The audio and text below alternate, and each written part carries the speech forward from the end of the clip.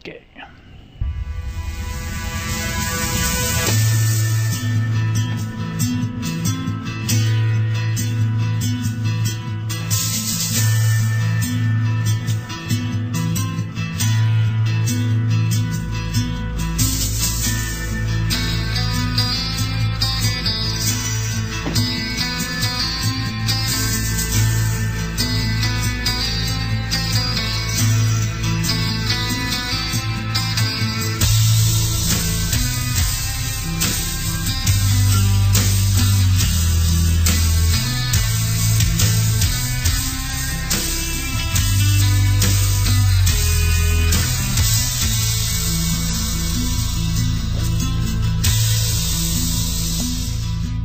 Time to welcome the person that will guide you through the supernatural realm.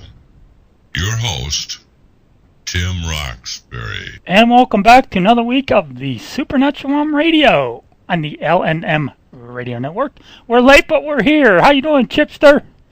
Oh, doing good, my friend. Love is in the air, from what I understand. So, you know, it's a good day to be alive. Yeah, our guest is going to maybe tell us about that. Who's our guest tonight, Chip? Oh, we have the fantabulous. See, I just kind of regurgitated that word because it's worthy. Sasha Klanott, who has been researching this wonderful field of paranormal for over 20 years, and she's been a psychic all of her life. Whoa. Sasha's been seen on the Travel Channel, is the author of the fabulous book, Liability of a Paranormal Team. She's the host of the famous Haunted Bourbon Paracon and the Half Past Dead events. She's the founder of Paranormal Dolls. That's a rockin' team. And will be speaking at the Haunted Road Media Paracon later this month. And when Sasha is not investigating, she's a model, and she rocks it, I tell you. And she crochets items for Para Plushies, her own crochet business. The question isn't really what does Sasha Klanott do, it's what doesn't she do. Right? And how did she get involved with this stuff? Yeah, well, I guess we'll have to ask her that. Yeah. All this stuff. How'd she find time for all this? She can answer that better than I can. Yeah, how'd she find time for all this stuff? Jeez. Yeah, I know. It takes me 2 Red Bulls just to sit here and have a nice conversation. You know? I'm telling you, I got my 2 Powerade right here, man. Right? I'm ready to rock and roll now. We are good spokesmen for energy drinks. There you go. So, what does it take to fuel you like that, Sasha? I stay at home. I don't work, so I've got more hours in the day than the average person. Okay. I'm actually on disability. Cool. And so that frees up a lot of time right there. And I actually crochet to fill in some of the gaps. That way my fiance doesn't have to have the entire burden on him. Fiance. Oh, there's a magic word. Love is in the air. Love is in the air. What a coincidence. So you're getting married sometime. Is there a date or anything? Yes. October 31st of next year. Oh, Halloween, no less. Nice. Cool. You know what? My parents got married on Halloween. You know. Very cool. And, yeah, they would have been together for 69 years. Whew. You know. I don't know if I could deal with them that long. Maybe 68. Well, we wish you luck. It's going to be 30 for me later this month, actually. Another 14 days. Yeah.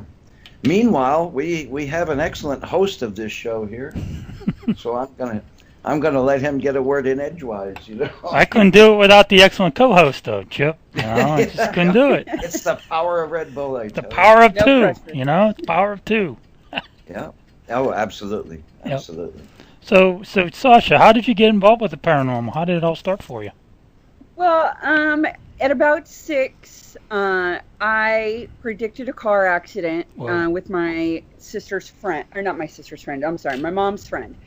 I kind of went, is, Aunt so-and-so, okay, they broke their leg. And my mom looked at me funny, like, no. And I come from, like, a small town to where somebody sneezes, they're going to know about it before you're even done sneezing on the other side of town. And so she hadn't heard anything. She called up her friend. She was fine. Well, 3 days later, she got into a car wreck and broke her leg.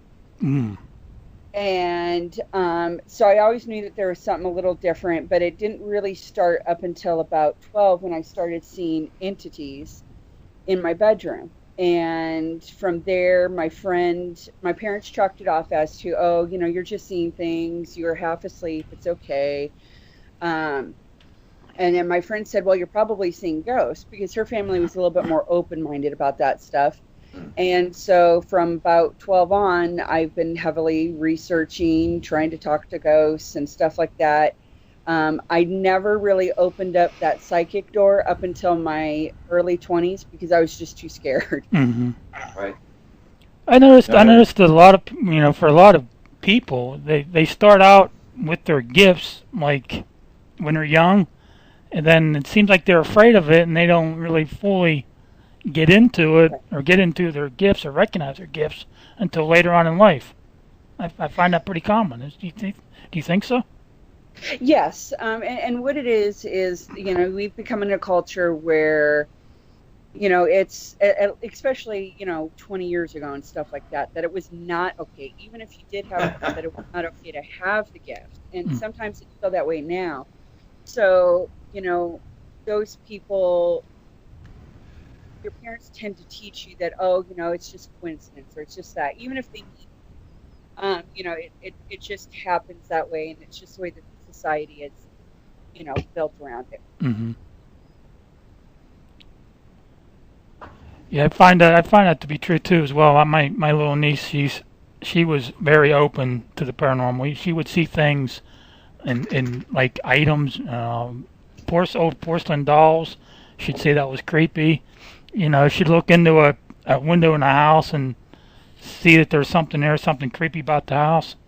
Now she's been programmed to believe in the Bible and to pray and things like that. So she's kind of turned it off now, which I can't really say that's bad, but yet I think she's shutting off her abilities and her very strong abilities now because of what she's been trained in the last 5 or so years. So it's hopefully when she gets older she'll recognize those abilities as not being evil or negative, and she'll embrace those abilities when she gets older. Yeah, my niece actually has some abilities, and the stuff scares my sister. And so, but she also doesn't want to kind of close that off from my daughter, or not from my daughter, I'm sorry, from her daughter. And so she kind of leaves that conversation up to me and her daughter, so that my niece can develop as she feels comfortable. Mm-hmm. And I think that's one of the reasons why I don't see my niece very often, because her mom may think that I might influence her in the occult, and that's bad, So that's that. So I mean, it can be upsetting for me at times, but I understand it. I understand why. So maybe someday she'll break out of that shell. Chip, you have a question for Sasha? Yeah, question and also a comment, because the thing about nieces, which you both have in common, is that similar to how Sasha was describing earlier life. Mm-hmm. There was somebody that she could talk to about it, right? In the family or in the neighborhood at least, and that's always a good thing. I was there too, man. I'm older than y'all, so. That was a longer period of time you couldn't talk about that stuff, and kind of had to find an underground network for it if you could, And they couldn't talk about it either, so you had to kind of meet somewhere on this plain out in the middle of nowhere, in order to do that. So I mean, it's good that you can at least be a positive influence and say, that things will be all right, because somebody has to tell you that. All right. My question is more along the lines of your psychic ability, because, you were seeing entities at a rather young age, but you were also forecasting. Right.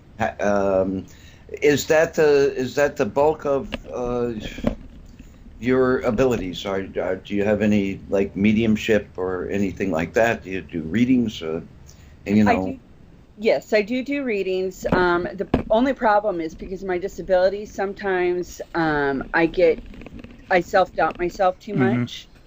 And so I have to take a break from doing readings. But yeah, I do some mediumship. It's not as prominent as the forecasting, but it's still there. When people see you for a reading, what kind is it?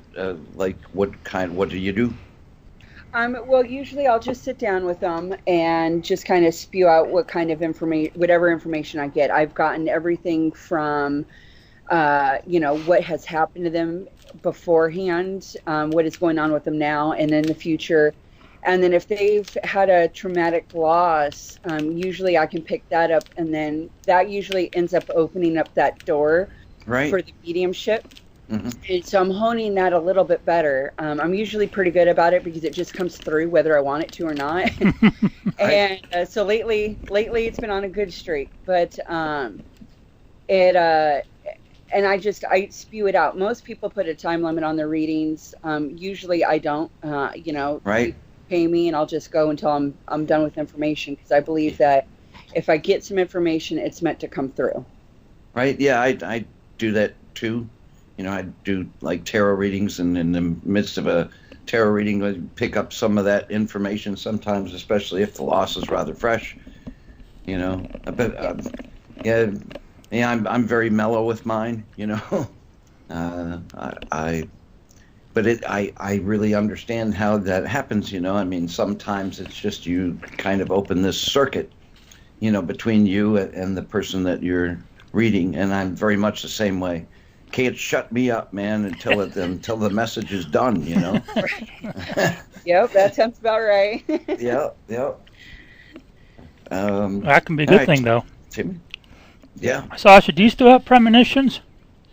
I do. I actually knew that I was going to meet my fiance. I didn't know exactly how it was going to happen, but I knew that it was going to happen. And then I also knew that, I was going to get proposed to, for example. And then, our car.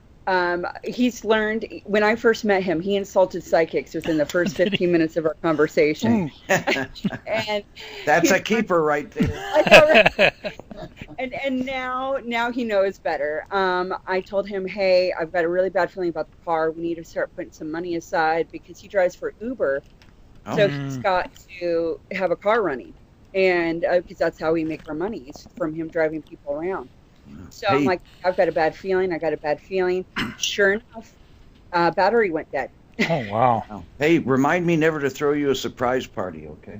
Nobody's been able to do it. Yeah. I don't think I would either.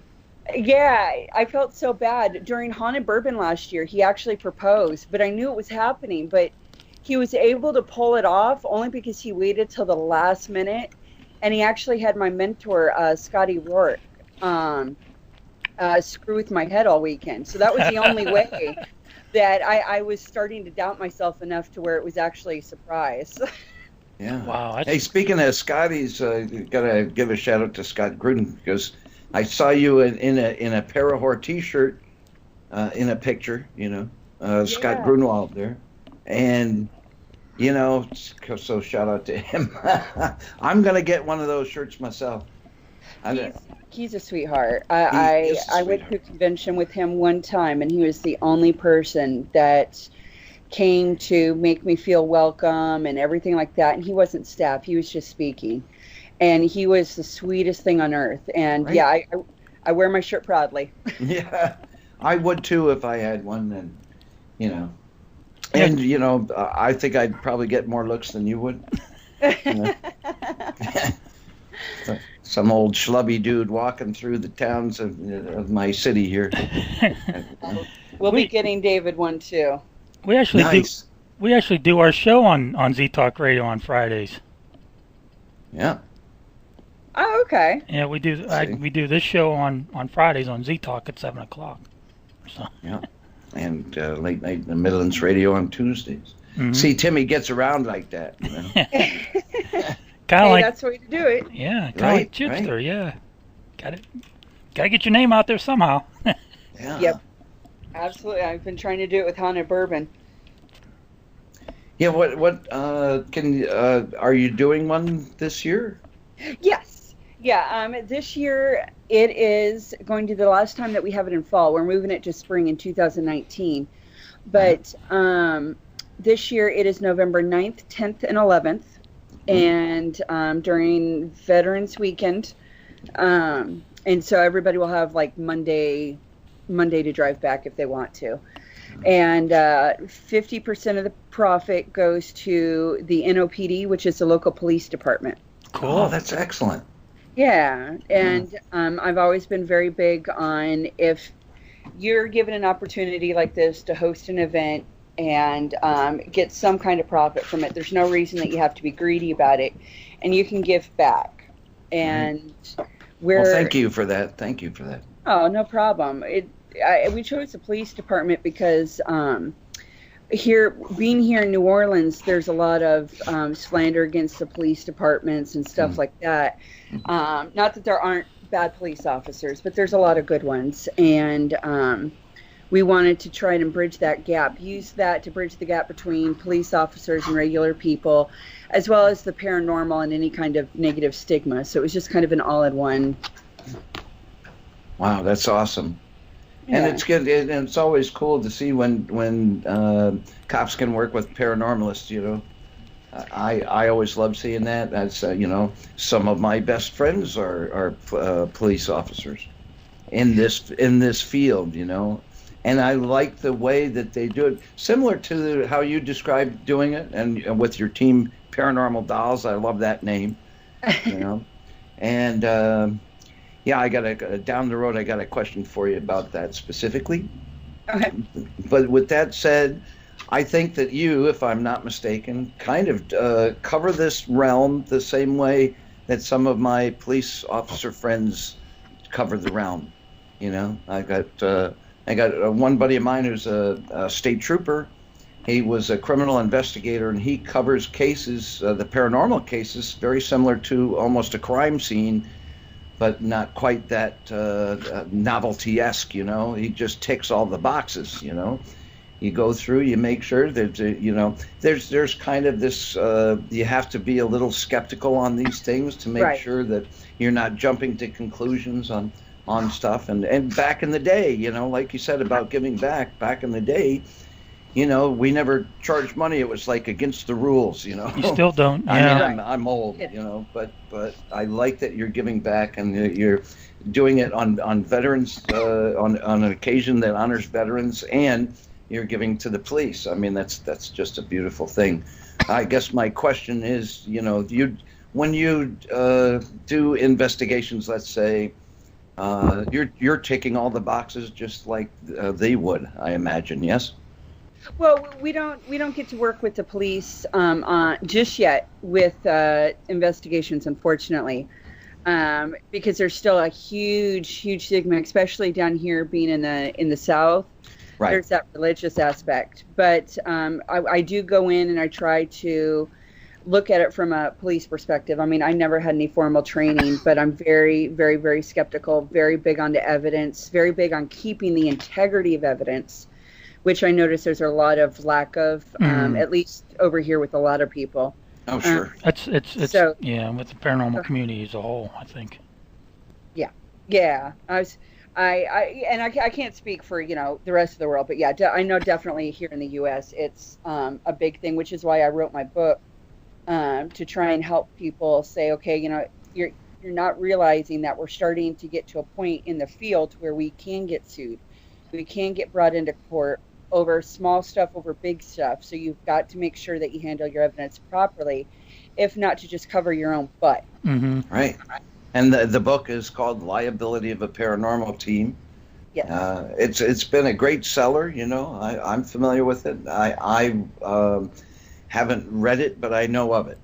So I know of it enough in our circles where I can highly recommend it. And I like that you do cover the aspects of things like, you know, court. I mean, people don't think about that stuff when they go in. And look, we've got a lot of people that are relatively new in the field. They like what they see on some of the TV shows, and that's not always Well, rarely really is it in real life the best way to go about doing investigations.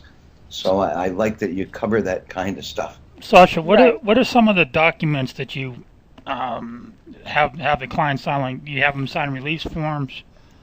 I think I asked for just about everything but their social security number. Wow. They literally, what happens is they'll call me and, go, hey, I've got a haunting. I go, okay, well, tell me, in a short summary, kind of what's going on, so that I can, and that's basically the triage. Okay, are they going to die today or tomorrow? No? Okay, all right, well, we can plan it accordingly. And then I, at that point, schedule time for an interview. Sometimes I'll do it in their home. Sometimes I'll meet them in a public place, whatever they feel comfortable with. Okay. If it seems to be a little bit more of an extreme case, then I'll meet them outside the home. And at that point, I have them sign an agreement saying that, okay, from this point on, I need you to know that your information is going to be private unless it's legal reasons that I have to give it up.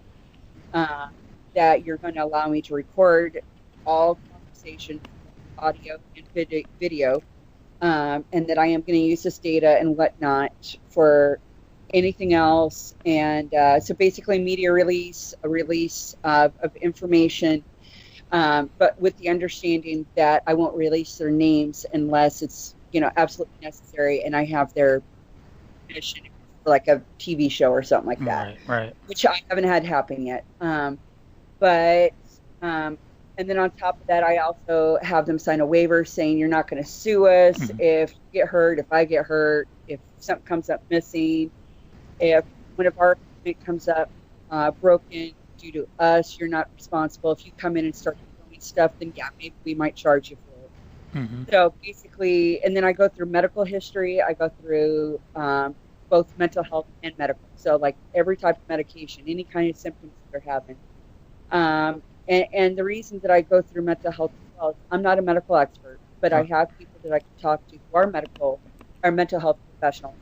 And I look up those medications if I don't already know and see if there's any kind of correlation and stuff like that. So I literally ask just about everything. Has the house been constructed on? Is there anybody in the house dealing with any kind of stress? I mean, it's a really long process. And then from there, we do about 4 or 5 investigations. And before I say it's haunted or not haunted, unless we walk in and stuff starts flying off the shelves. Do you guys do a walkthrough during that initial interview? If we have it there, and if we don't have the interview there, what happens is one of us, not one of us, but like a small group, maybe 2 people will show up before the rest of the crew and do a walkthrough, or we'll do it as we're all driving before any of the equipment is set up. That is part of why we have multiple investigations before we declare natural basis cannabis. Awesome. Yeah, that's similar to what I do.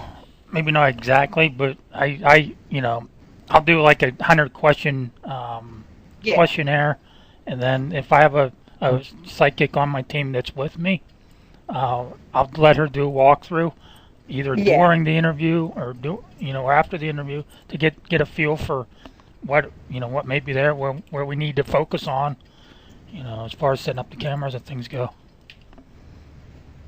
Yeah, absolutely. And most of the time people have at least a general idea of what kind of forms that they need. The problem generally is that they think that they can just copy and paste one off the internet and it works. What they don't know is that the language in the forms has to work with your state.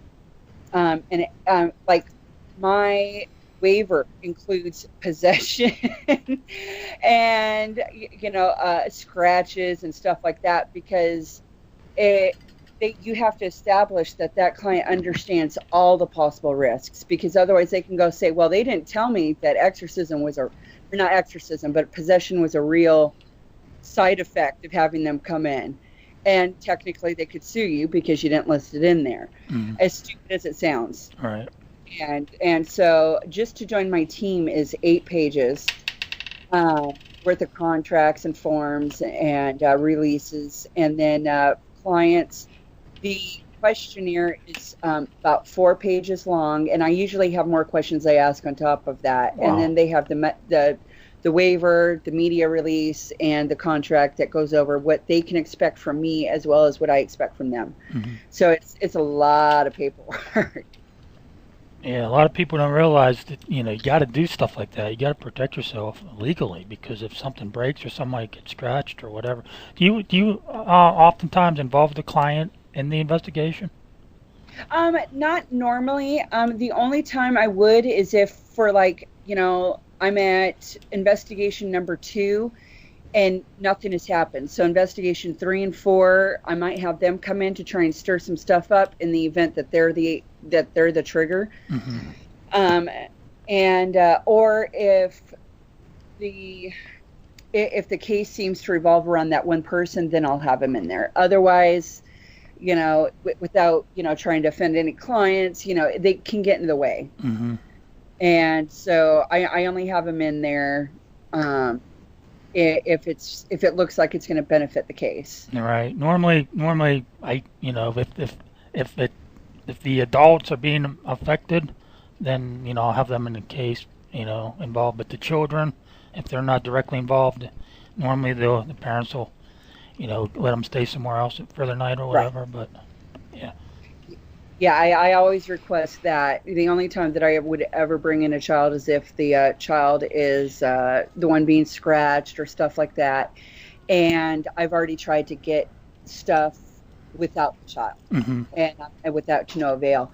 I had an 18-year-old. So she was old, not old, but she was old enough to make her own decisions. But she was staying with the family, and I had her because everything seemed to center around her and her brother. I had her stay, and one of my team members told her that she was being stalked by a demon. And needless to say that team member was removed from the team, but needless to say that the parents told us that we couldn't come back, and I completely understood. Mm-hmm. But having kids in there can throw in so many wrenches and legalities in itself too. All right. Chip? Yeah, wow. Boy, 1,000 questions to ask here. I'm actually going to do kind of a side thing to this because, I imagine most, if not all, of the investigations involve your team, the Paranormal Dolls. That's not an aside question, but that's a kind of a yes or no. But I wanted to ask you about, and I got to find this again. You are the founder of the Paranormal Community Against Bullying. Yes. And that caught my attention because my daughter went through some of that. And so I thank you for that, and wanted to learn more about that. And also if you always take the Paranormal Dolls team with you on investigations. So it's kind of a sneaky 2-question question. Well, I do. We actually just changed the name of the Paranormal Dolls. I still have it, but I kept trying to get females, and I wasn't getting any. So, and as much as my fiance would love to wear a dress just to get people to stare at him, he loves attention and he loves doing crazy stuff. We kind of talked about it, and we went with my backup name, the Unnerved Paranormal. And I do have Paranormal Dolls reserved just in case I do get some girls. We are hoping to film with another female and hopefully kind of start getting the Paranormal Dolls going. But yes, right now, basically, the entire team consists of me and David.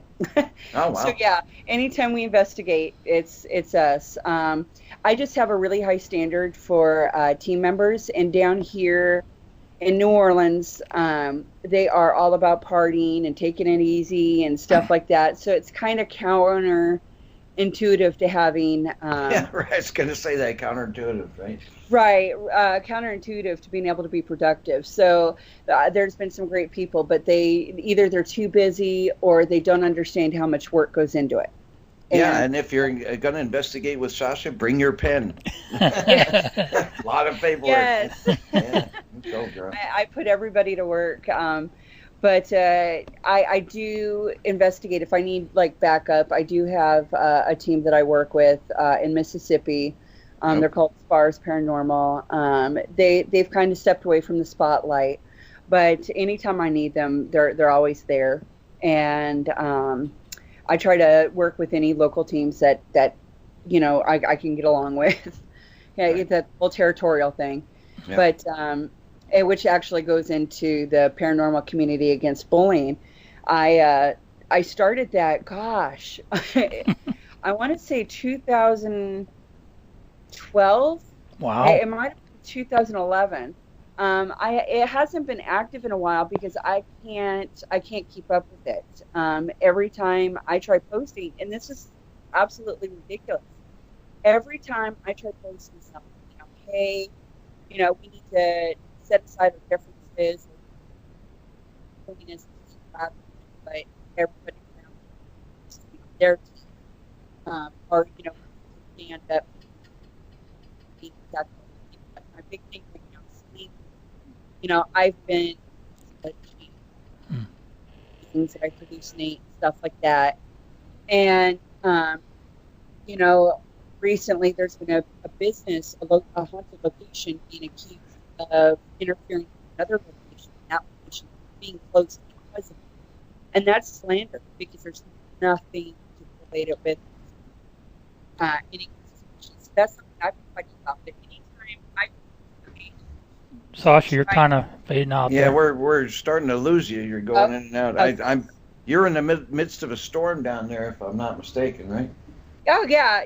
It's. I mean, it seems to have passed for the most part. I mean, it's still raining, but there might be some residual. Are you guys able to hear me still? Now you are. Yeah. Right now you're coming in good, but okay. Throughout most of that explanation, we didn't hear a lot of it. I leaned back. Except slander. I heard the word slander. That was about it. Yeah. Well, with slander, that's kind of a big thing that people do in the paranormal right now. At least over here, you know. Oh, I don't like this person. So, no, it's more than just Louisiana. And okay.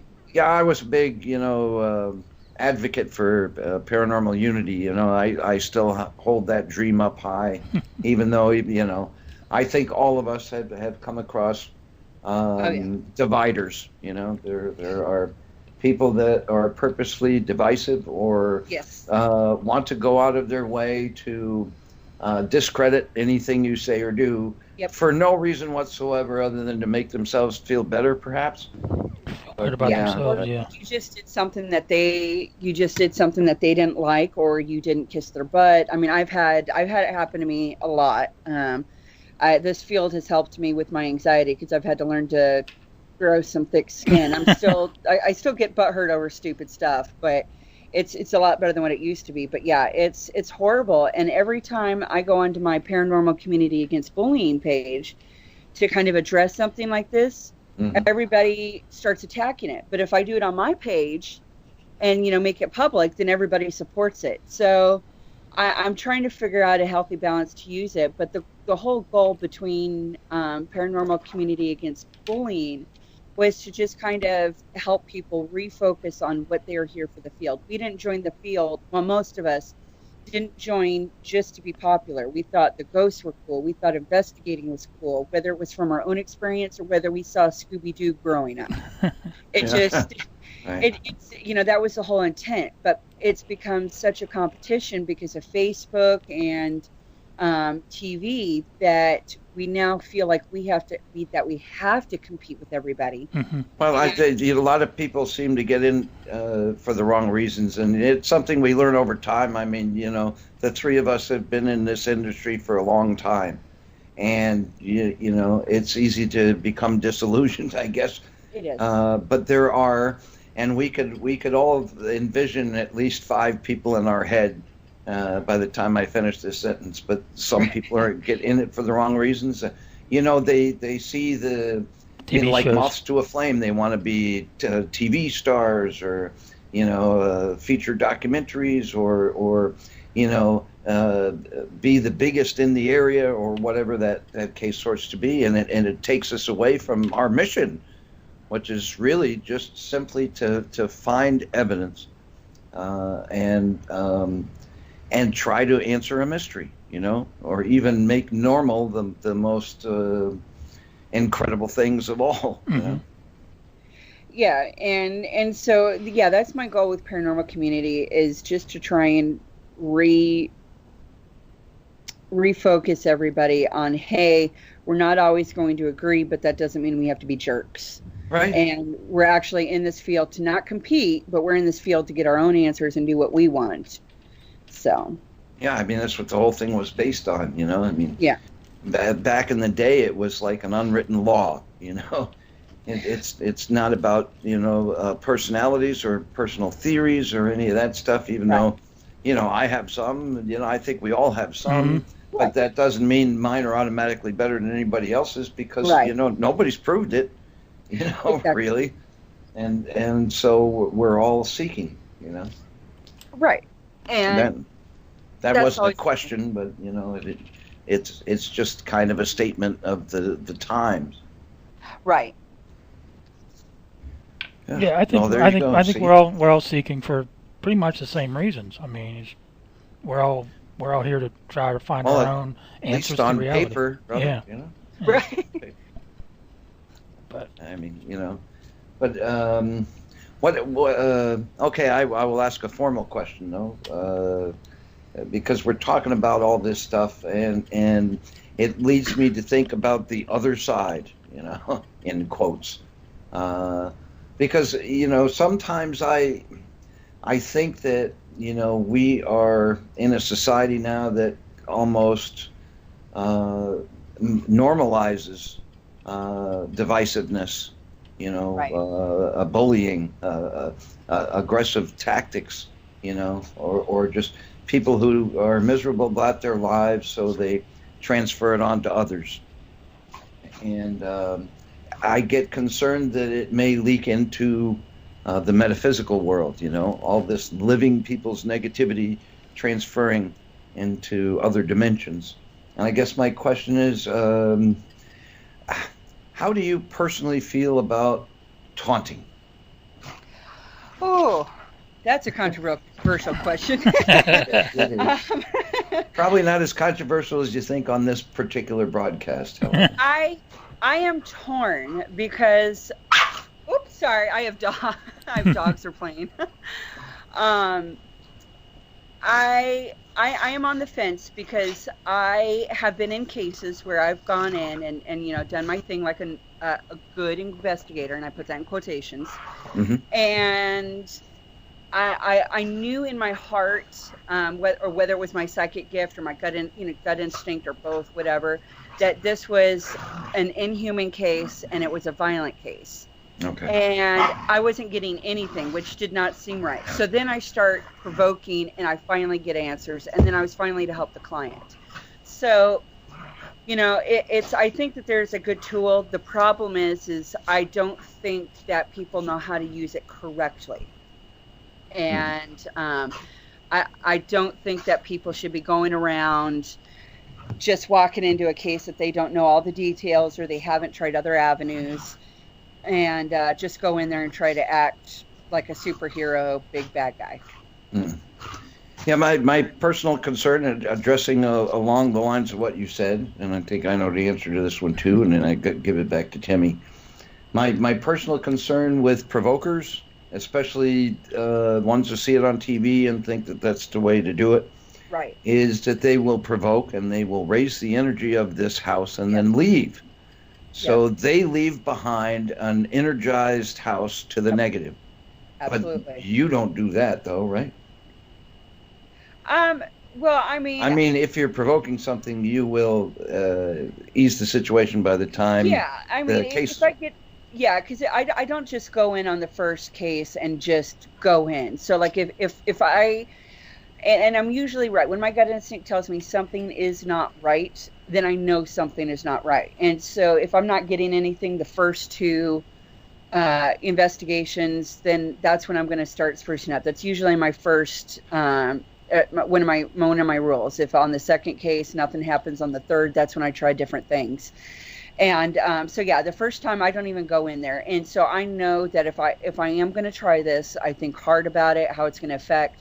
I talk to the client about it, let them know what could happen, and I leave my phone on all night just in case, because they're already on edge as it is. And if in fact it is a heavy case, the last thing I want to do is to not let them know what's going on. So, I'll go in there, and if I do feel I need to do it, I make sure I at least sage at the very least, and, make sure I work with the client. I make sure that the client's there and that they're empowered with it as well, unless they choose not to be. But yeah, I take as many precautions as I possibly can to never make sure that that I leave a place worse than it actually is. Sometimes. Well, that's kind of a thing now. We call it us veterans, call it responsible taunting. Sometimes, that's what it takes, especially for a lot of professionals. But, you're still very aware of that situation and take steps to make sure that, that you haven't left behind a situation worse than when you came in. And we thank you for that. I think that's pretty awesome. Timmy? Yeah, and a lot of people don't realize that it can even happen with normal investigating. And that's why research on the client and the house is so much more important, is because you can't just assume that either nothing is there or that nothing's probably going to happen. Because when I was first investigating, that's what happened. I didn't know any better, and I made one case worse. I mean, it could have been a lot worse. Nothing major happened, but I left the house a lot more active than I had intended to, and I didn't know any better. But that's when I started realizing, oh shoot. But yeah, I wish more people would realize that it can happen with just even the smallest cases. Yeah, very true. I usually warn clients in advance that don't be surprised if us being here or us investigating your location, things don't get stirred up even more. Right. Yeah, I let them know that too, every case, and it's in my paperwork. But yeah, that's always a big thing.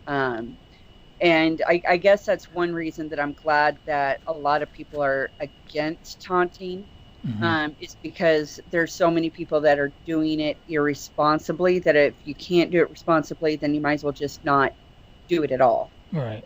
And you got to think about the client as well. What are they going to be experiencing after you're gone? Exactly. They're going to be experiencing something a lot worse than what they started with. You got to think about the clients. That's what they don't understand sometimes. Right. And a lot of people just lose sight because they get into a pattern to where they just go in, they might hear some EVPs, they might hear some noises, and then that's it. And then they get into such a pattern that they don't think that it's just going to take that one time to upset something much bigger than, just a knock on the door or something. Mm-hmm. How were your abilities received with your family members when you first maybe told them about it, when they first found out about it?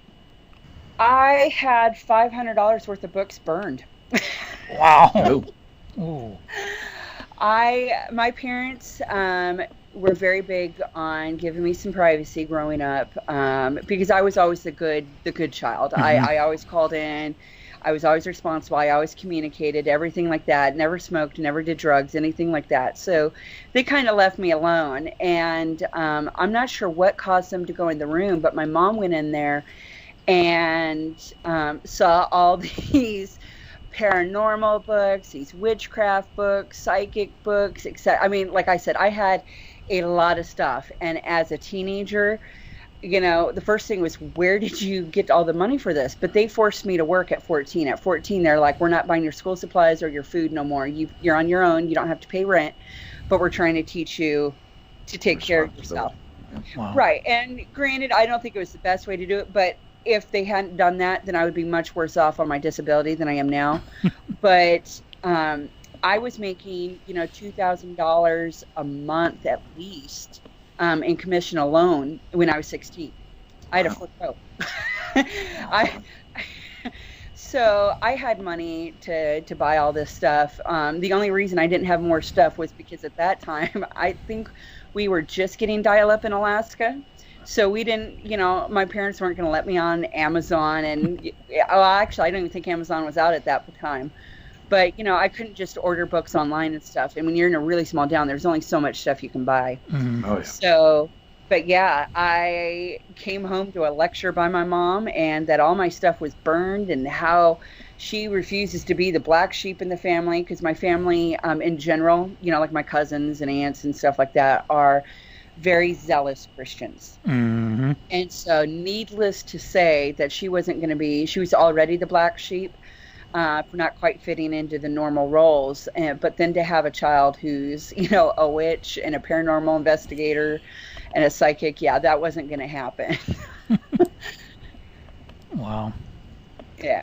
Yeah, I think any parent or child will agree that there is no such thing as a perfect parent. Right. No. There's no manuals for it, Right. Yeah. Right. And my dad didn't approve, but he would never have done anything like that. It was all my mom. Me and my mom actually don't talk anymore since 2011. But I know she meant well in a weird way. Mm-hmm. But I've screwed up as a parent. Kind of sounds like my dad after I got involved with this stuff in 2008. He thought I was bringing demons and devil in the house.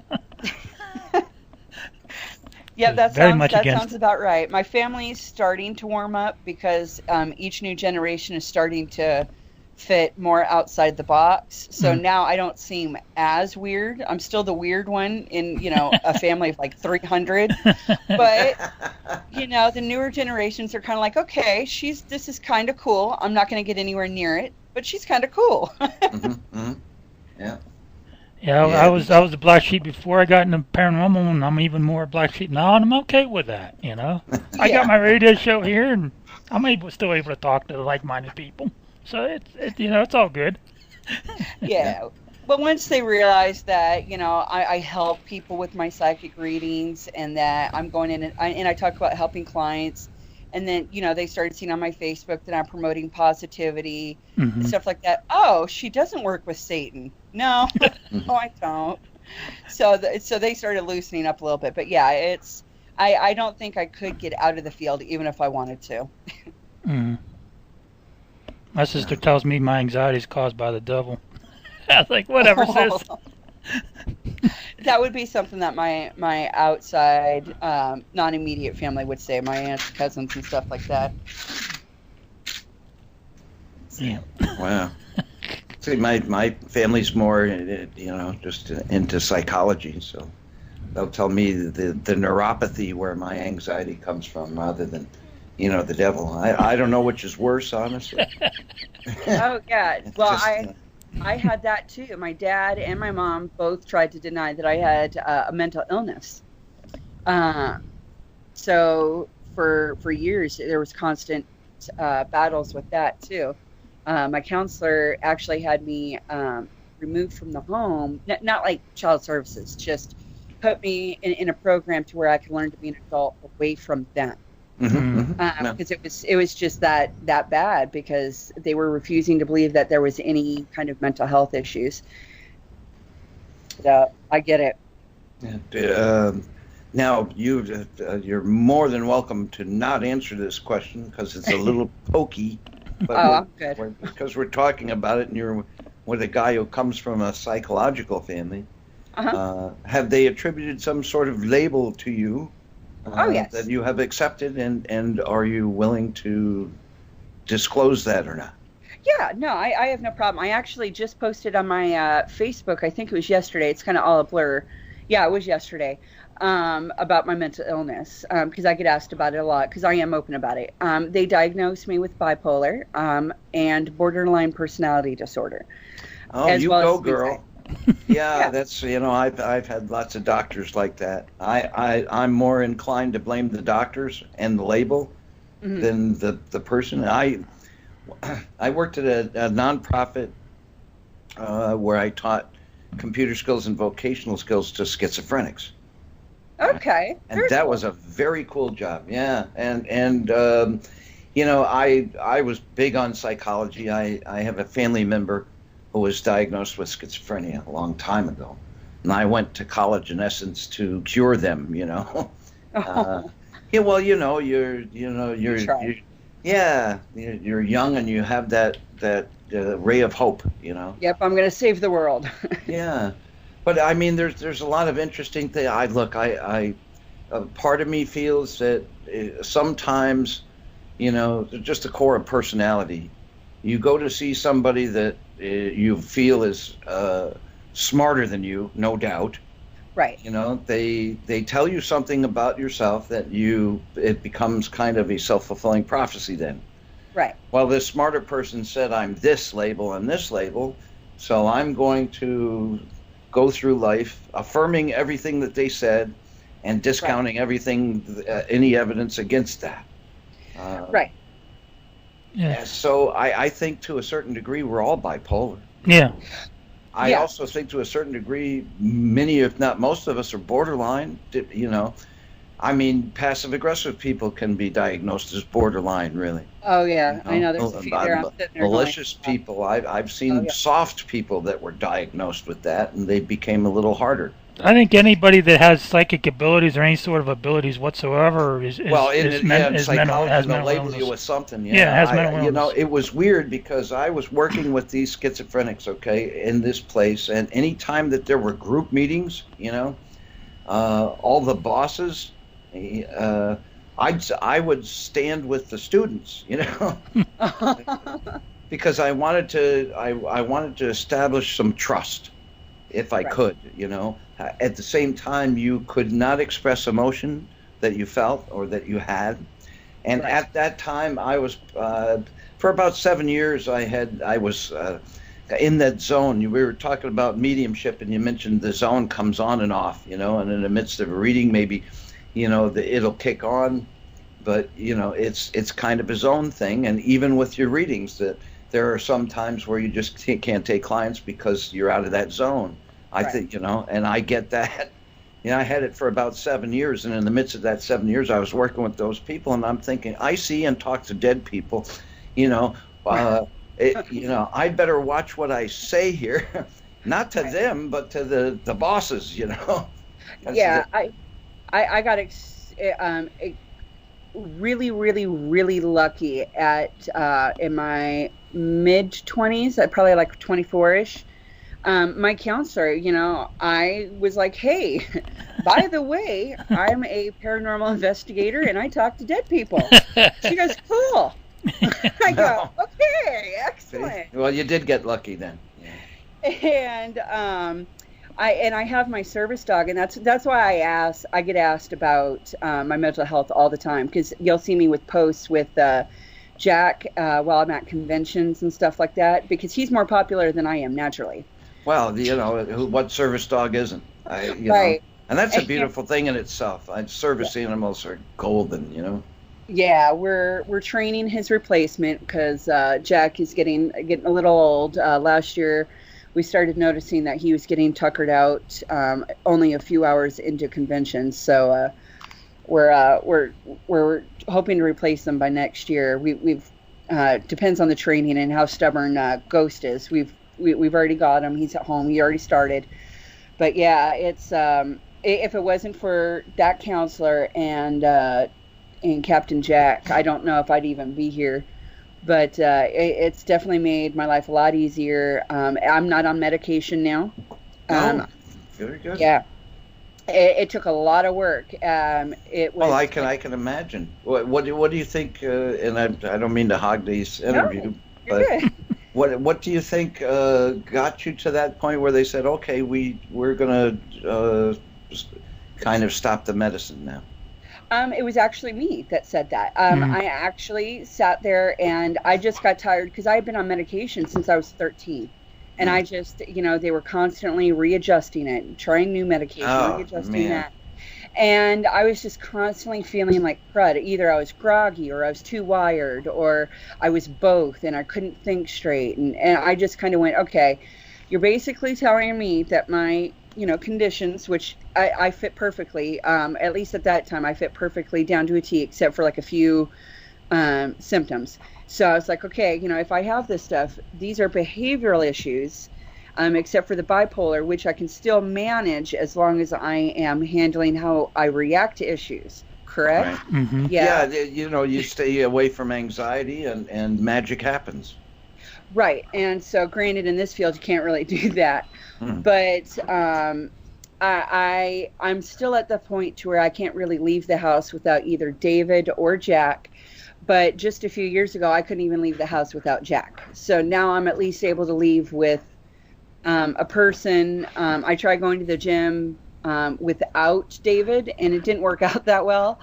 But it's baby steps. But it's a continual growth process. But yeah, I just got to the point to where I'm like, I'm done with medication. What do I have to do to be able to function as normally as possible? And or healthily as possible, I guess is a better term.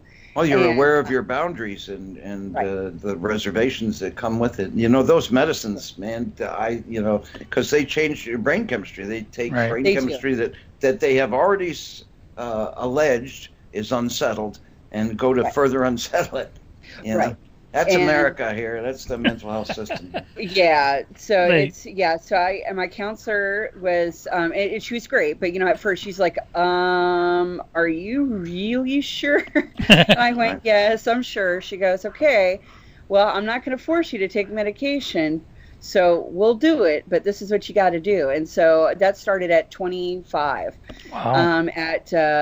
At 27, I left my ex-husband, moved down to New Orleans, and everything's been getting better ever since. So it's been a process, but yeah, it's something that I speak out about, no problem. Just because a lot of people, like with my not my YouTube video, but my video, a lot of people are scared, especially in the paranormal, to say anything because they're afraid it's going to be used against them. Right. Yeah. Well, Timmy. Yeah, I've been going to see a counselor for like a year now, and when I first started talking to somebody, I wouldn't even get on the air and do a radio show, and I was nervous and uncomfortable. Right. Now it's just like second nature. So you're right about baby steps. You got to do something that you feel comfortable with and take baby steps to get to that point. Yep. As far as being comfortable with out in public or doing a radio show or whatever it is that you have that you want to do. Absolutely. Yeah, and it helps to have people around you that will help you take those steps. Help you be aware of your boundaries. Support. I mean, that's community. That's how this system is supposed to work. And support system is everything. You have to have that. Without that, you struggle. Yeah, so those baby steps are tougher. Right. Yeah, and I didn't. The only support I had was this counselor that I could only see at a max once a week, and which isn't a lot when everything in your life is changing. So I'm lucky that I was strong enough to go through, because I moved down to New Orleans from Alaska with literally Captain Jack and a couple bags. The bags that I was able to bring on the plane, and my ex-husband took all my money, so I had to start completely over, literally from scratch. And so it was intense. So I was strong enough to survive that, and then I've grown just a lot just having David, because he makes it okay for me to have a bad day. Mm-hmm. Yeah. And that's a huge thing. It's having that support to be able to go, it's okay to have a bad day. Mm-hmm. You're right. That's a keeper right there. Yeah. It's good that you have that support, and you have somebody that in your life that understands your abilities, understands your mental conditions, and it's good to have that support. Yeah, it's. I still harass him that he insulted psychics within the first 15 minutes of our conversation. It was funny. You think your mental health and your psychic abilities go hand in hand?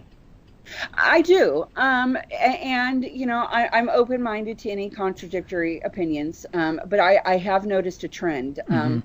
People with bipolar are commonly told that they have mood swings. Well, Right. people who are empathic and psychic pick up the people around them. Exactly.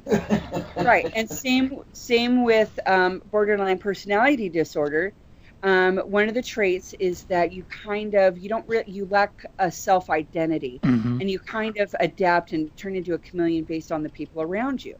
Well, that's also an empathic skill, to where you just kind of, if you don't know how to work the gift itself, you kind of end up becoming engrossed in the gift without even realizing it. So if you're around a bunch of negative people, you're negative yourself without realizing it. If you're around uplifting people, you become that.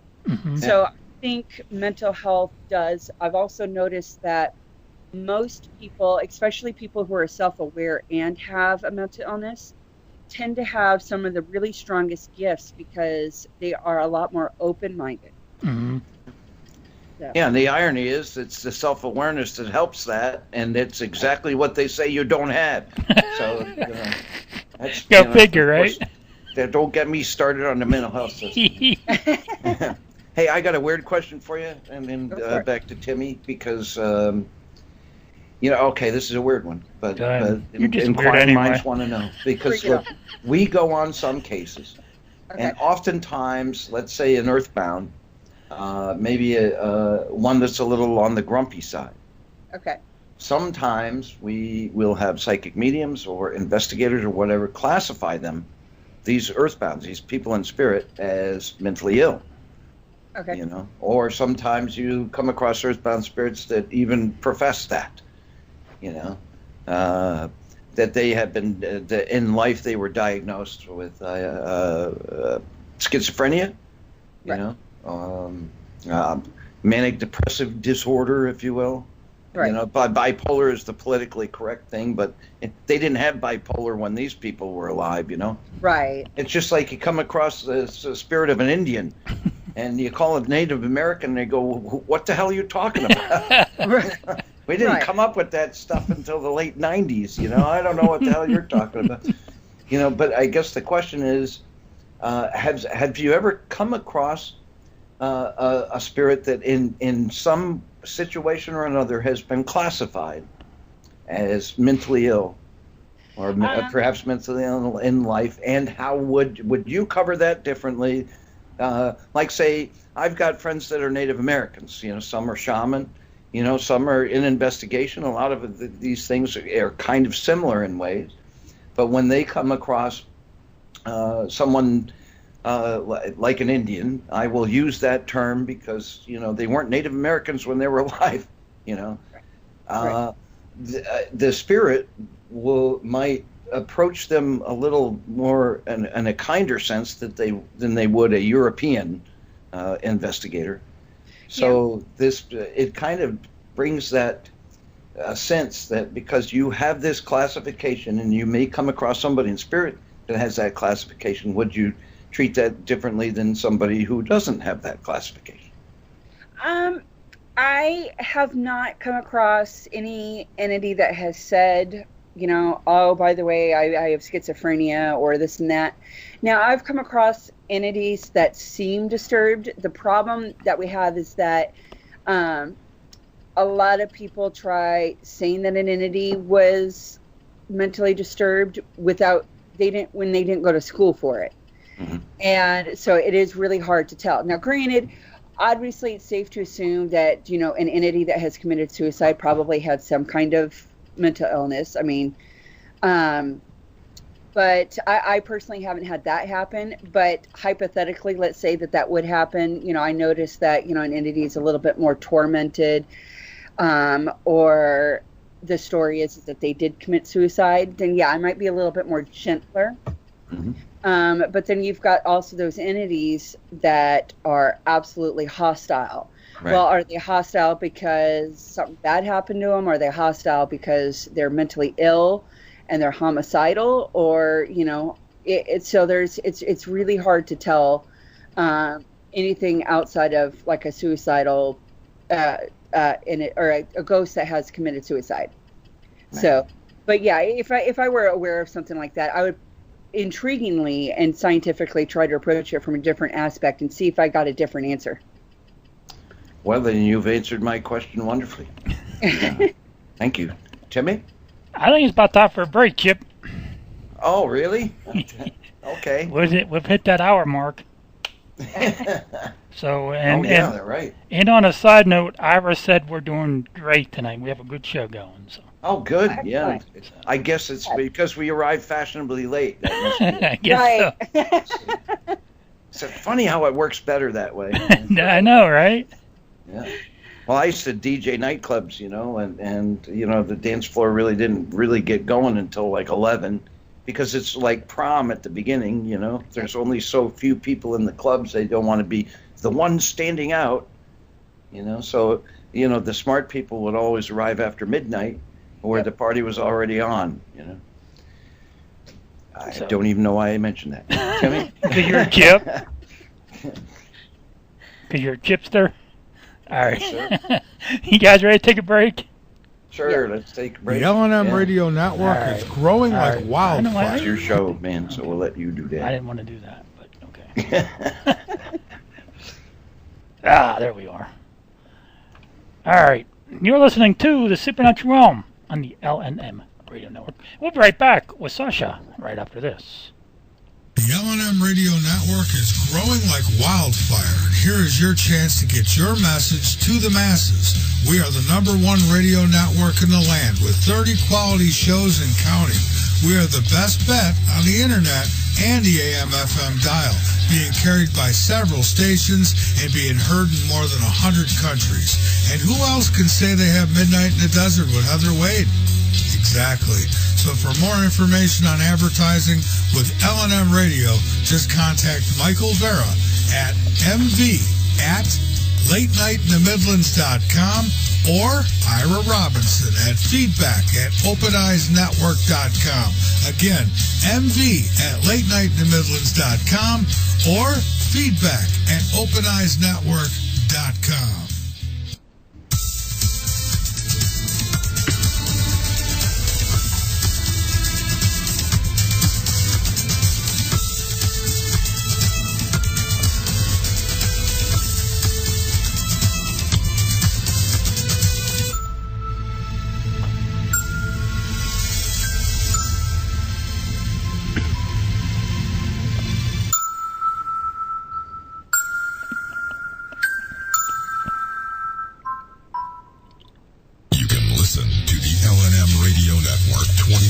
A day, 7 days a week through the Paranormal Radio app.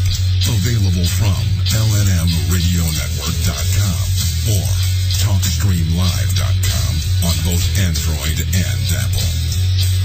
Our call to listen line is open 24/7.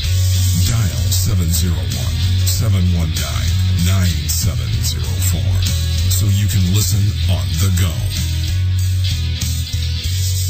The L&M Radio Network and Late Night in the Midlands depends on you, the listener. Without you, there would be no us. So help us continue to bring you the best guests with the best information and subscribe today. Information on becoming an L&M subscriber can be found at the top of LateNightInTheMidlands.com. Just click the About Subscriptions tab and become part of the family while helping the truth stay alive. And while you're at it, maybe subscriptions aren't for you. A one-time donation helps as well. Click that donate button on the right side of LateNightInTheMidlands.com and help us help you. You on the line between protection of national security, obviously the government's need to obtain intelligence data, and the protection of civil liberties, particularly the sanctity of my home. You've got no right to come into my home. The government's been in bed with the entire telecommunications industry since the 40s. They've infected everything. Get into your bank statements, computer files, email, listen to your phone calls, every wire, every airwave. You're talking to your wife on the phone, you use the word bomb, president, Allah, and you have 100 keywords. The computer recognizes it, automatically records it, red flags it for analysis. That was 20 years ago. Sooner or later, you have to bring in an element of persuasion, an element of getting people to consent to what is happening to them. We are in process of developing a whole series of techniques which will enable the controlling oligarchy to get people actually to love their servitude.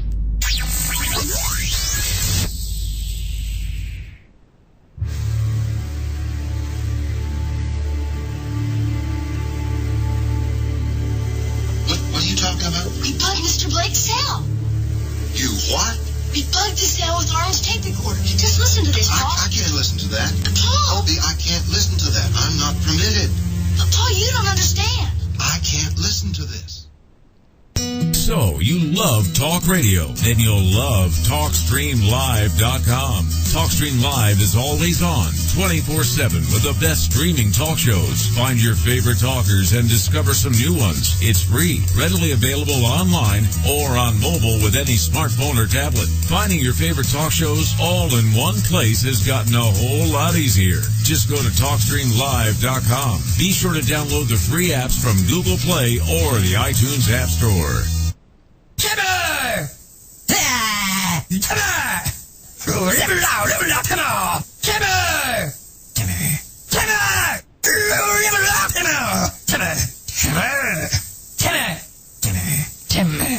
Timber! What was that? I don't know, man. Timmy! I love that South Park ad. That's so cool. Right. So Nice to have a character in South Park, man. I don't have one of those. Oh yeah. Ain't no Chips in South Park. Oh, you got Cartman. He's kind of like you, Chip. Yeah, I guess. I don't know whether it's okay to speak to you ever again. I'll take it, though, man. I'll take it. We should mention that we welcome you back to Supernatural Realm. Your host, Tim Roxbury, is kind enough to let me say this. Our guest today is the fabulous Sasha Klanott, who is so active in so many ways in the paranormal realm, in the psychic world. So she's an advocate against bullying. She has events where she donates to the local police, and she has her events right around the time that honor veterans. I mean, that speaks to the heart of this woman. I guess it's my turn. So I got a question for you, because I understand you're going to be speaking later this month at the Haunted Road Media Paracon. Could you tell us about that? That happened this last weekend. Don't I feel like an idiot? So how was it? What did you speak on? I had to cancel. We had. I know. I am okay.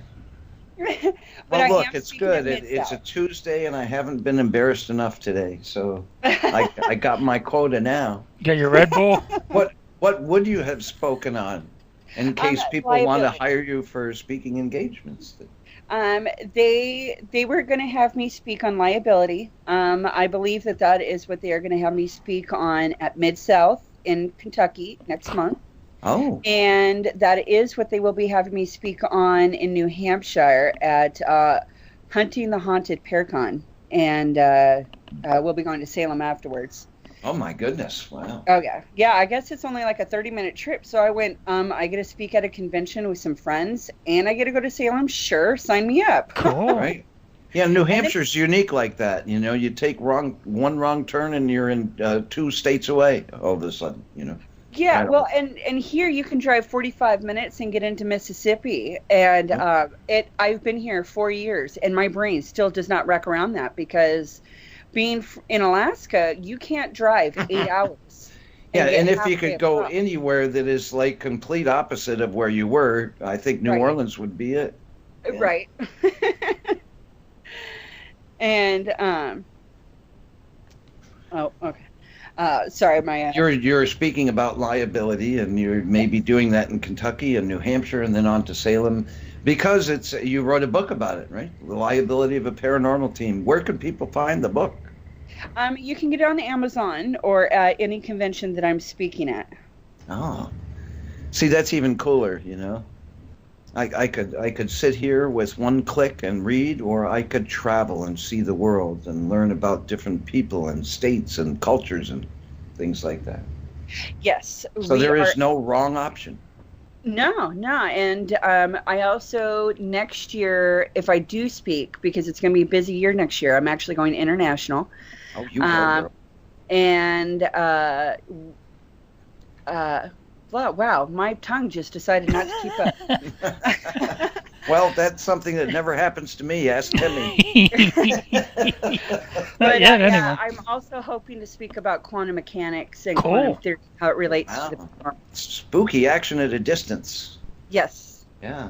That's why, Albert Einstein actually had a fifth dimension. His fourth dimension was space-time, or space and time. If one warps, the other warps with it. But he was actually working on a fifth dimension later in his life that kind of encompassed gravity and quantum mechanics, spooky action at a distance. He was trying to see how those two realms were similar. Sasha, are you familiar with David Roundtree's work at all? Oh, David Roundtree. No. I used to have him on my Facebook, and I don't anymore. So no, I haven't been able to keep up. Because him and Thomas Fusco are very much into quantum mechanics and how it relates to reality and even the paranormal. Mm-hmm. Excellent. Yeah, and Roundtree worked with a lot of sound technology. Yeah. The physics of sound. He's a really neat guy. Yeah, that's the part that I'm at right now, is trying to understand it. I have some equipment coming in, and as me and David travel to the other countries, we're going to try to play with that. Any other countries in mind? Yes. We are actually going to Greece for our honeymoon. And yes. Nice. And I'm actually going to Mexico next summer. And we have plans to go to Chernobyl and Romania. Cool. Wow. Mm-hmm. Boy, those are neat plans. Closest I got to Greece on my honeymoon was my hair. I digress. Timmy? Yep. I might be going to a Paracon on Saturday in Wheeling, West Virginia at the Wheeling Island Hotel Casino. Yeah, I saw that on your page. John Zaffa's going to be there. Yeah, actually, I'm going to the casino tomorrow with my mom, so I'm going to try to win some money. It's not really about the Paracon then, is it? Well, we might go back Saturday, too, to the Paracon. If it's any consolation, anytime I go to a casino, I come out feeling haunted because I'm seeing the ghosts of all these dollar bills that are gone from me. That's awesome. That's why they call them dead presidents, I suppose. If you get a bus trip, it's pretty cheap though. They give you like $25 free play. So. Well, of course they'll make it easy for you to lose all your money. Yeah.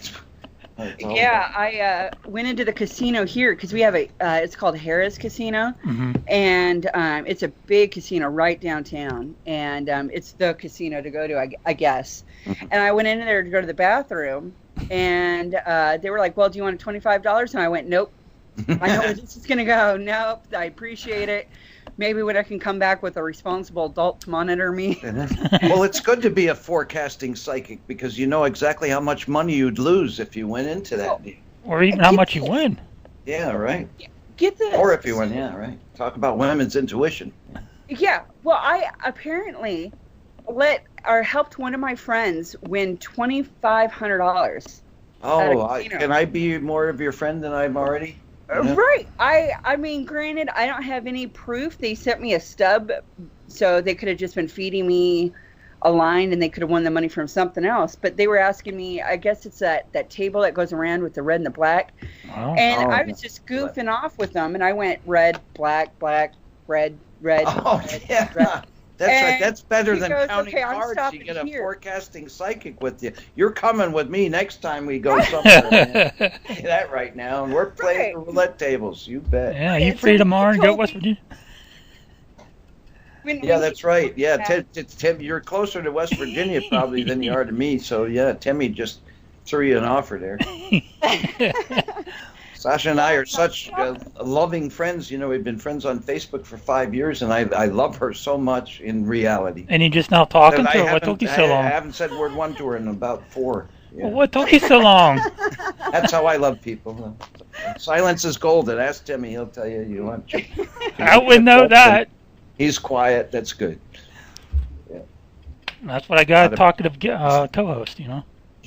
Keep me on my toes. Yeah, some of my imaginary friends in childhood were pillows. Oh yeah, right. They talk to you too. Cool. Yeah. Yeah. Boy, that see that quieted everybody. Right? I still can't believe it. I still don't know if I do. I don't know if he was giving me crud or whatnot. If he's just personally, I believe it. Mm-hmm. I believe it without question or doubt. You know, because look, I bring my wife to the horse races. That's the only way I'll ever win money, if I win at all. And she'll just pick a name she likes, you know. And boy, she's good at it. I look at her, study trainers and, you know, all this stuff and nothing, you know. And just bring wifey along and, you know, pick a name, any name. You know? My brother told me if I'm so psychic, why don't I give him some winning lottery numbers? Oh, they see, everybody said when you say psychic, they always want lottery numbers.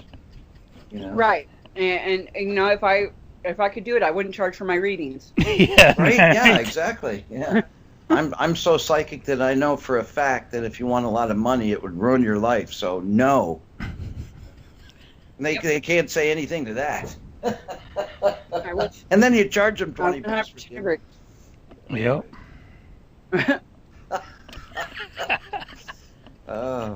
Hey, I got a question for you. I do. I've been dying to ask you about this. Oh, hurry up and ask. Oh, yeah, hurry up. Tim knows it's going to be a long roundabout. That's right. We ain't got 20 minutes left, so hurry up. Yeah, I know. North American Dogman Project. I understand that you're involved in that. I got a friend of mine who's actually a very big proponent here on this network. His name's Robert Miles. He's with Time Stream Pictures. It's his company. He's actually kind of a UFO extraterrestrial guy. He's huge in the field, and he started a project called Deadly Dogmen. They actually have a series they picked up. Oh, so cool. on his behalf, I have to ask you about the North American Dogman Project, and what's that all about? Tell us about Dogmen. Timmy's got a dog boy where he lives. Yeah, we got one about 2 hours north of here. Mm-hmm. Well, I'm still kind of new to the Dogman information. I mean, only because like I knew generally what it was, but not in detail. So generally is better than what I know. Yeah. So basically, the shortest version to describe it is a werewolf. Now, granted, it's a little bit more complicated than that, but that's generally what's associated. Down here in the South, in Louisiana, we call it the rougarou. Mm-hmm. Oh. Yep. And basically, it's just a giant wolf. Sometimes it can stand on its hind legs, and sometimes it's on all four. And they'll go through and terrorize people, whether they mean to or not. Some say they're violent. Some say they just hide, and they're only really protective if there's, you know, young pups around. But they're the whole point of North American Dogman Project is basically just to research it, focus on it. Jody Cook is actually the founder. I just kind of got hooked up with him, and I said, well, you know, hey, I don't know much about it, but I'm definitely interested, and I'm definitely interested in looking into something that I'm skeptical about. Sure. And so from there, I decided to try and start a team up down here. So I'm the Louisiana State chapter representative and also the Southern representative. Excellent. Have you ever heard anybody speculate that these might be scientifically made, or government invented? Oh, absolutely. Absolutely. Yeah. That's one of the biggest theories. Usually that's a little bit more Midwest, East Coast. Okay. Down here, it's just rougarou, just some dog monster that's in the swamp. Wow. That's about as far as they got down here. Well, thank you for that answer. You know, I'm enriched now. Timmy. Yeah, we actually, I see an article on the internet, alliednews.com. Our friend Brian Seach over in Beaver County, he actually did an article about the local dog boy here. I was just kind of skimming through it, but yeah, they don't know exactly what it is. I heard the stories about the Amish community, something about one being involved over there. You know, if somebody. Yeah, I've heard that too. Yeah, I heard something about that in Ohio, I believe. Wow. Yep. One of the. Yeah, that yeah, one caught me off guard. I couldn't understand exactly how they were saying they were involved. Mm-hmm. But I remember reading something that the Amish were involved. I'm like, explain that one to me. I guess one of the Amish women had a baby, and it looked more like animal than it did human. Mm-hmm. And they got shunned for it, and they had to hide it. And then I guess it got on its own and grew up in the woods and terrorized the whole community of Amish people. Interesting. They think maybe it was something demonic or whatever. Right. Well, yeah. I mean, if something like that came out of me, I'd probably assume the same thing. All right.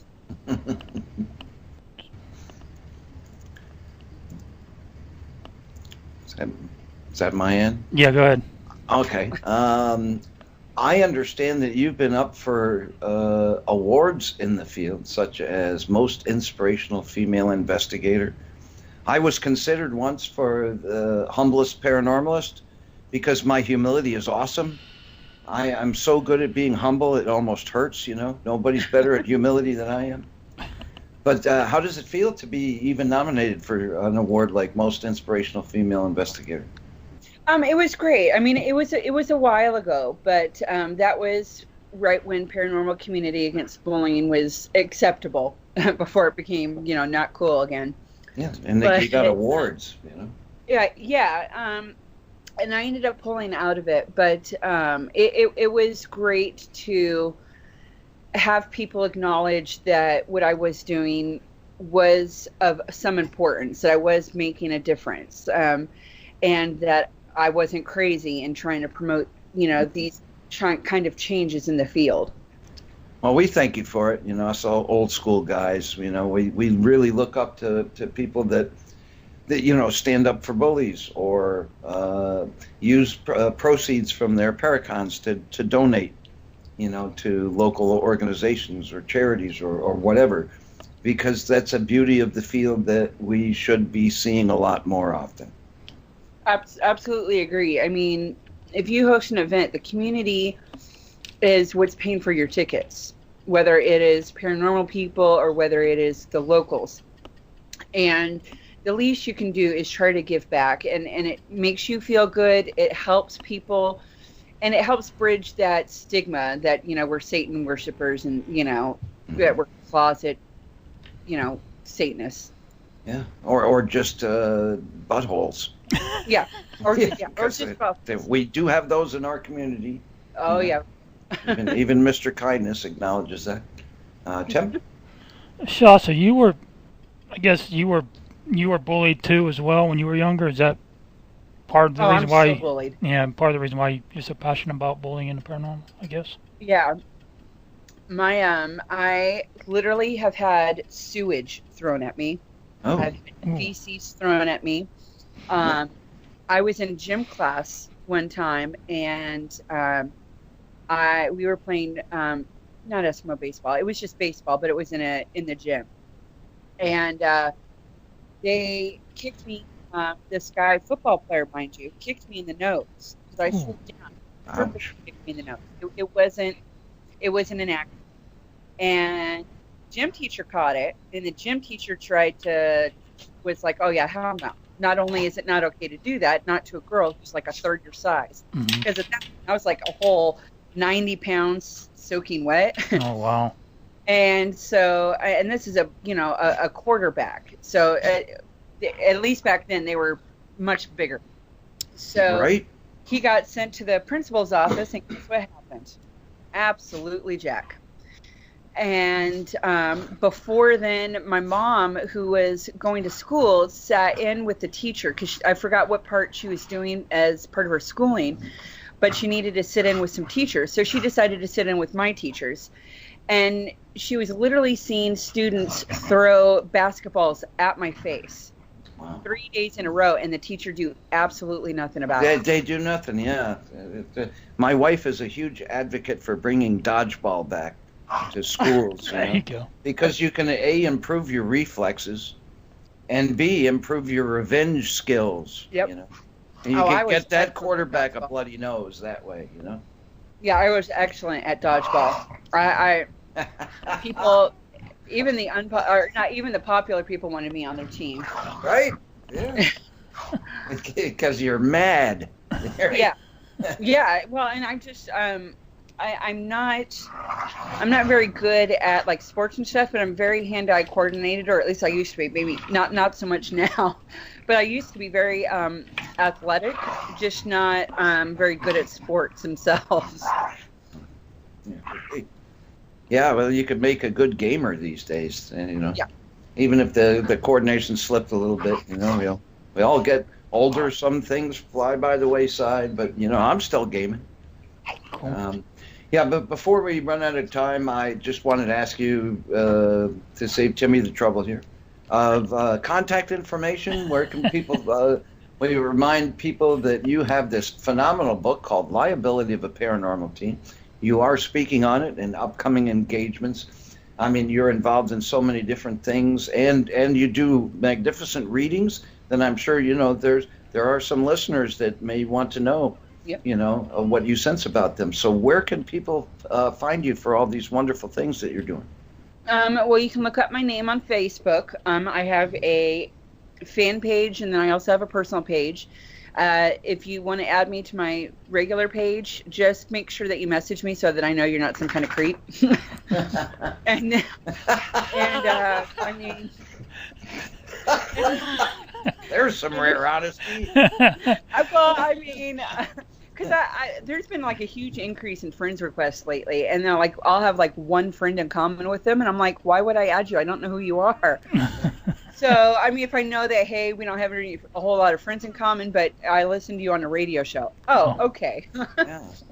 See, I had a fan page, and my dad, that was it, you know, and then I gave up. So, but I didn't have trolls, so there was that. Yeah. So it's SASHA for Sasha. Yep. Klanott is KLANOTT. Correct. Yep. All right. People can find you if they know how to spell your name. Yep. And then you can find my book on Amazon. And my team page is, well, actually, that's in between. But it does have a fan page, Unnerved Paranormal. Paranormal Dolls is still active on Facebook, but not. It is. Okay. It's just kind of I'm in that transition period. Well, we can know about your past by accessing it. Huh? We can know about your past by accessing it. You know, I see it right here, paranormaldolls.com. Yep. So when do you think you'll have a new website up soon for the? Well, I'm finishing up the website, but it's the Unnerved Paranormal is in transition because I used to have it. I've had it blocked off for a year because, like I said, it was my backup name, and I let it go. So now it's in that transition period. I'm waiting for it to become available again so I can buy it because they want me to buy it back for $90, and I'm like, nope, I don't need it back. Right? Yeah, industry. Yeah. So I'm waiting for that, but it should be for now. It should be under Unnerved Paranormal / Paranormal Siren. Awesome. And if you want to buy tickets to Haunted Bourbon and come down and party with us, learn some stuff, we have a new helmet that's going to be coming in. It gives off EMF field, and it's going to cause people to have a more reaction. That's going to be down at Haunted Bourbon as well. So you can get tickets at hauntedbourbon.com. See, that's how they do it in New Orleans, man. Oh, yeah, we don't do anything small down here. Everything's big in New Orleans, they somebody say. to outdrink David. I want one of those helmets and a Parahorse shirt. There you go. Yeah. You're all set then, Chip. Yeah, I guess so, you know. And, of course, you got to have one of those huge drinks to walk around with. Yep, and we actually know the owner of Spirits on Bourbon, and that's where we're actually having our VIP party. Ooh, no very kidding. cool. He's given us free food. He's got a hearse that has spirits on there, Right. and he took really good care of us. And every time that any of my friends come in town, he takes good care of them and us. Wow, that is awesome. Yeah. Cool. Well, we're about out of time, and Friday, Chip, we're going to be talking with Sherry Lee, a.k.a. author Amy Jamison, on right. the Z-Talk Radio Network. And back here on Tuesday, the 19th of June, Andrea Perrin, our good friend Andrea Perrin. Yeah. She's going to join us. She is awesome. Yeah, for those who don't know, she actually grew up in the house that the film The Conjuring was based on. She was the eldest daughter. Awesome. And Chip, your radio show on Mondays. I do, yeah. Kindness Beyond the Veil. Every Monday here, 7 to 9 p.m. Eastern. We have an awesome guest this coming week, Dr. Rita Louise, a best-selling author, a medical intuitive. She developed the Institute of Applied Energetics. She has some very interesting things to say about what we call the prehistoric or ancient people. And she, like I, thinks of them as a lot smarter than they're usually represented in a lot of the shows that you see. You know, just assume that they were dumb, but they're not. Yeah, Kindness Beyond the Veil, Monday night, right here on Late Night in the Midlands Radio, lnmradionetwork.com or latenightinthe-midlands.com, 7 to 9 p.m. Eastern on Monday. Thank you, Tim. Awesome. And I want to thank our guest, Sasha, for joining us on the show. She's a wonderful guest and phenomenal guest, and great conversation. Yeah, I know. It went by really too fast. Yeah, them 2 hours went really fast. And we were a little late getting on, but that's partly my fault as well. So that's right. It saved me a lot of Facebook typing, though. That's normally how I talk to her. So yeah, my fingers are better off for the. Yeah, and what a fascinating conversation, you know. Sasha Klanott. And Chip, I want to thank you as well for doing the weekly banners that we post up on the LMN Radio Network page and the Supernatural Realm page as well. So I want to thank you for that. Oh, great work. Honored to do it, man. Great work. It's a lot of fun for me. You know, anytime I'm in the doghouse, that's normally what I do, banners. Cool. Or gaming, you know. And again, Sasha, how can people get a hold of your book? At Amazon or anytime I'm at a convention. Okay, great. All right, guys, we're gonna have to let you guys go, and we'll have to end the show here in a few minutes. So I want to thank you guys for joining on the show. I want to thank the listeners as well for tuning in. And as I said before, Andrea Perrin is going to join us next week on. Yeah, next Tuesday. Yeah, 5 to 7 p.m. Sasha, anything in closing you'd like to say? No, just make sure everybody has their paperwork and make sure you have fun while you're out there. All right. Chip, any more closing comments? Yeah, well, you know, if you're going to do work with Sasha, bring a pen. And if you can, make sure it's a black Bic pen, a black ink Bic pen. Because I learned this on a Japanese trivia show. If you draw a line, the ink actually confuses termites. They think because it's exactly like the pheromones of their queen.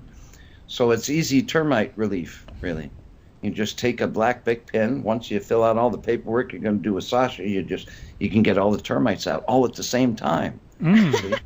That is the power of Sasha Klanott, right? Does that work for stink bugs too? Yeah. Yeah. I don't know. I know that it does termites. Cool. I'll have to ask the Japanese next time. Okay. All right, guys. Thanks for tuning in, and thanks for joining us, Sasha. It's been a great 2 hours. Man, that went fast. Wow. Yep. All right. Everybody have a good week, and it's time for us to fly. Oh, good. I always wanted to fly. Are you a Speedwagon? That's so cool. That's the power of Tim Roxburgh. Right?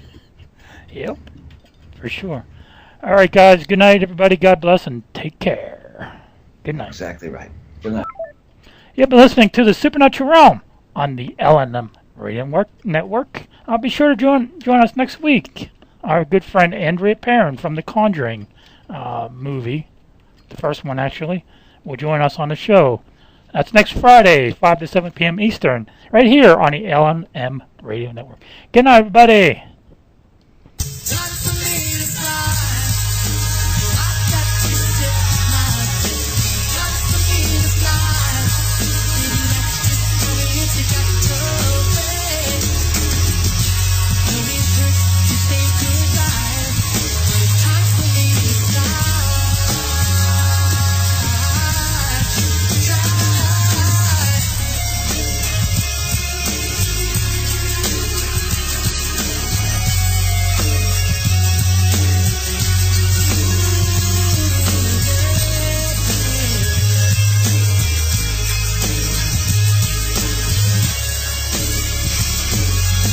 Supernatural Realm has been a production of the LNM Radio Network.